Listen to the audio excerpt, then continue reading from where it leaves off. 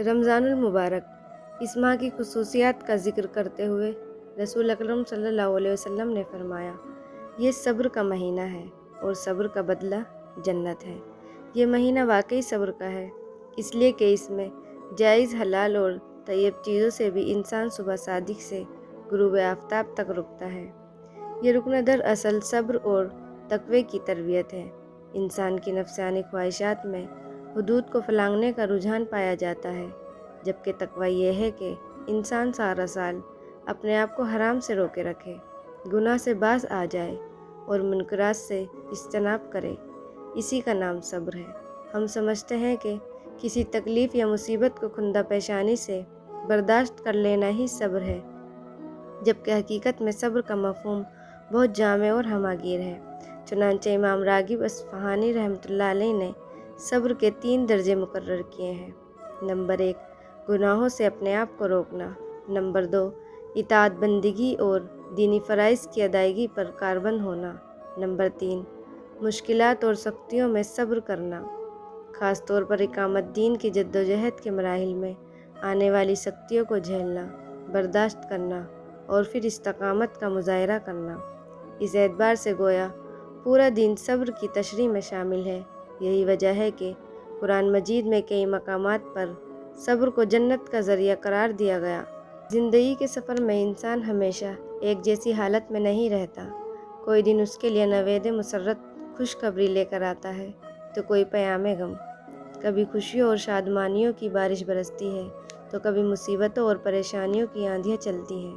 ان آندھیوں کی زد میں کبھی انسان کی ذات آتی ہے، کبھی کاروبار اور کبھی گھر بار۔ الغرض مصیبتوں اور پریشانیوں سے انسان کا چولی دامن کا ساتھ ہے۔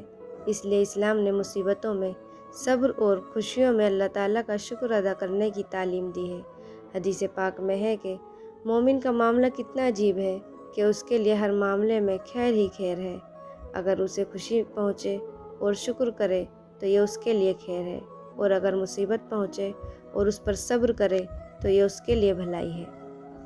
قرآن و حدیث میں ہمیں صبر سے کام لینے کا درس دیا گیا، جس کا اندازہ اس بات سے بخوبی لگایا جا سکتا ہے کہ قرآن پاک میں زیادہ سے زیادہ مقامات پر صبر کا ذکر کیا گیا ہے۔ ہمارے پیارے آقا صلی اللہ علیہ وسلم کی مبارک حیات میں بہت سے امتحانات آئے، مگر تاریخ اس بات کی گواہ ہے کہ رحمت العالمین صلی اللہ علیہ وسلم نے ہمیشہ صبر و ہمت کا مظاہرہ فرمایا۔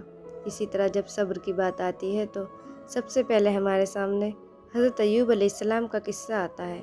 حضرت ایوب علیہ السلام خدا کے پیغمبروں میں سے تھے، جنہیں خدا کی طرف سے اولاد اور مال و دولت نیز مختلف بیماریوں کے ذریعے امتحان میں ڈالا گیا۔ حضرت ایوب نے ان امتحانات کے مقابلے میں صبر سے کام لیا اور خدا کی عبادت اور شکر سے دستبردار نہیں ہوئے۔ امام صادق سے منقول ایک حدیث کے مطابق خدا نے حضرت ایوب علیہ السلام کو نعمتوں سے نوازا تو آپ ہمیشہ خدا کا شکر ادا کرتے تھے، یہاں تک کہ ایک دن شیطان حضرت ایوب علیہ السلام کے شکر گزاری سے متعلق آگاہ ہوا اور ان سے حسد کرتے ہوئے کہا، خدایا اگر حضرت ایوب سے دنیاوی نعمت چھین لیں تو پھر ایوب شکر ادا نہیں کرے گا۔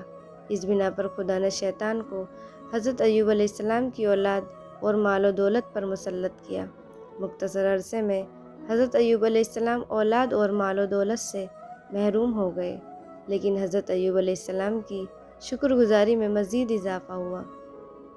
اس کے بعد آپ زراعت اور مال مویشیوں سے بھی محروم ہو گئے، پھر بھی ان کی شکر گزاری میں مزید اضافہ ہوا۔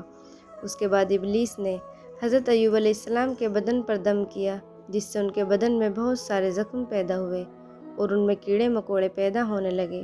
چنانچہ ان کے بدن سے آنے والی بدبو کی وجہ سے ان کو آبادی سے دور کیا گیا، لیکن ایوب علیہ السلام اسی طرح خدا کا شکر ادا کرتے رہے۔ اس کے بعد شیطان حضرت ایوب علیہ السلام کے بعض اصحاب کے ساتھ ان کے پاس گیا اور ان سے کہا، ہمارے خیال میں آپ جس مصیبت میں گرفتار ہوئے ہیں وہ آپ کے کسی گناہوں کی وجہ سے ہے۔ اس پر حضرت ایوب نے قسم کھا کر کہا کہ انہوں نے کبھی کھانا نہیں کھایا جب تک کوئی یتیم ان کے ساتھ کھانے میں شریک نہ ہو، اور جب بھی خدا کی اطاعت کے 2 راہوں میں سے سخت ترین راستے کو انتخاب کیا، ہر طرح سے ابلیس کی ہار ہوئی۔ اس کے بعد خدا نے ایک فرشتہ نازل فرمایا جس نے اپنا پاؤں زمین پر مارا تو وہاں سے پانی بہنا شروع ہوا، جس سے حضرت ایوب علیہ السلام کو غسل دیا گیا، جس سے ان کے جسم میں موجود تمام زخم ٹھیک ہو گئے۔ حضرت ایوب کی بیماری اور اولاد سے محروم ہونا خدا کی طرف سے ایک امتحان تھا۔ خدا نے آپ کا مال و اسباب، بال بچے، نوکر چاکر بھی دوبارہ عطا کر دیے۔ قرآن میں ارشاد باری تعالیٰ ہے، بے شک ہم نے ان کو صابر پایا، اس کی دوسری کوئی نظیر و مثال نہیں ملتی، یہاں تک کہ صبر ایوب ضرب المثل بن گیا۔ ہمیں بھی اسی طرح ان کی طرح صبر اور شکر سے کام لینا چاہیے۔